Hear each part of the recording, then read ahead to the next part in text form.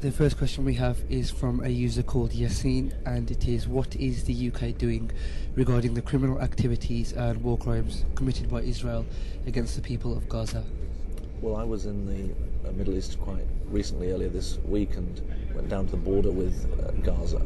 The situation there is a humanitarian disaster of very large proportions. The most important thing is that we make clear that there needs to be the delivery of humanitarian aid in the short term, but obviously in anything like the medium term where you want a decent settlement, Gaza needs to become part of a Palestinian state that is able to run its own affairs in a way that delivers for its own people and delivers security for Israel, and that's the basis on which we're trying to move forward.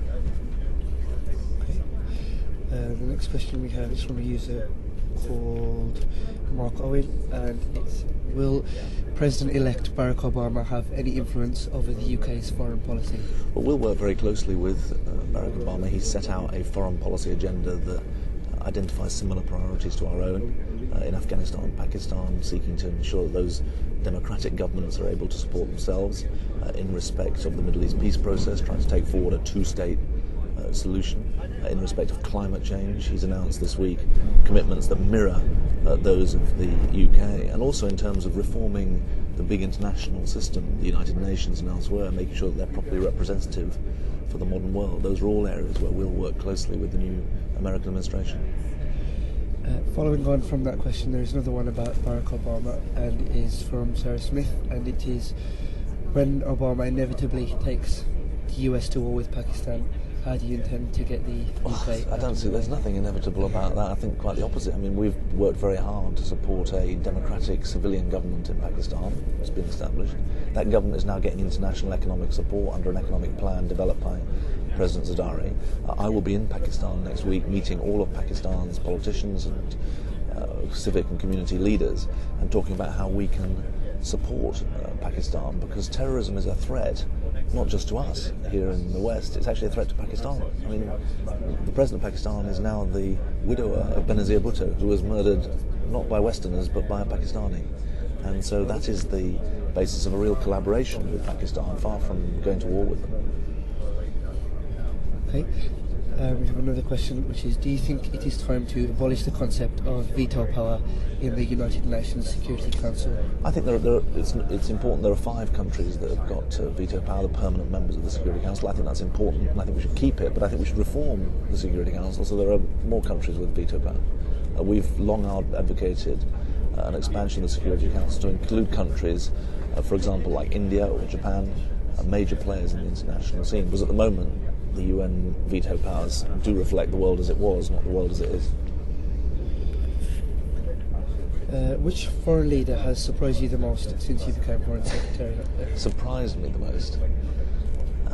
That's quite a hard question to answer. I think that what's been striking to me about working with foreign ministers, a lot of them are diplomats, and some of them are politicians like myself. And what I think is most striking is that as soon as you enter the club, you're treated like a full member of the club.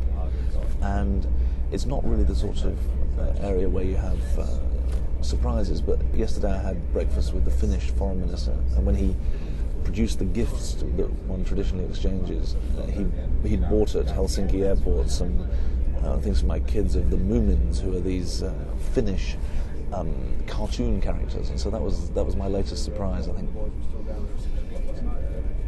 Do you think al-Assad will bring democracy to Syria, and is that important in these days?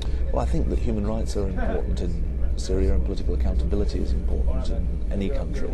I discussed with President Assad on Monday the significance of Syria's potential role in the Middle East. It has responsibilities and choices to make about its relations with Iraq, about its relations with Lebanon, and about its relations with Israel. And I urged President Assad to make a choice of being a force for stability. And there are some indications of his willingness to do that, but there are also continuing concerns about, for example, Syrian links with Hezbollah, an armed group in Lebanon. So I think that it's very, very important we engage Syria. I think Syria is an important country, not just with a great history, but with real potential to play an important role in the future, but it has to make the right choices. And finally, aren't a lot of the problems in the Middle East and South Asia the result of some English lord drawing lines on a map in the early 20th century?